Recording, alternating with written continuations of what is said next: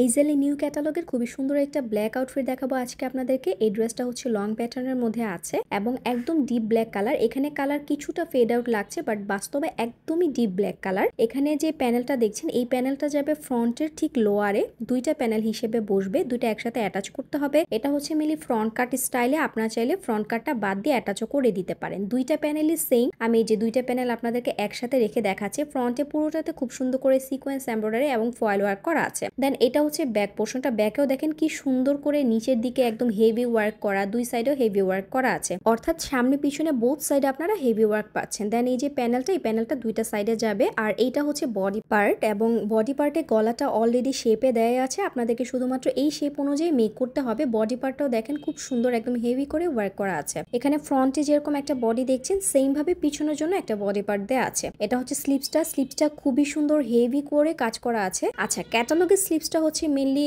যে স্লিপসের হাতাটা চাপা হাতা, বাট আপনারা একদম ইজিলি লুজ হাতা মেক করতে পারবেন। দেখেন এই যে এখানে যতটুকু ফ্লেয়ার দেখছেন, এক হাতাতে এই পুরোটা ফ্লেয়ার হচ্ছে আপনারা দিতে পারবেন। অ্যান্ড লাস্ট ওয়ান হচ্ছে দোপাট্টা তো সবসময় এইজেলের খুবই সুন্দর হয়। এইজেলের নিউ ক্যাটালগের এই ব্ল্যাক কালার আউটফিটটা কিন্তু অনেক সুন্দর, অনেক গর্জিয়াস। কারো যদি ভালো লেগে থাকে তাহলে এখনই অর্ডারটা বুক করে ফেলতে পারেন।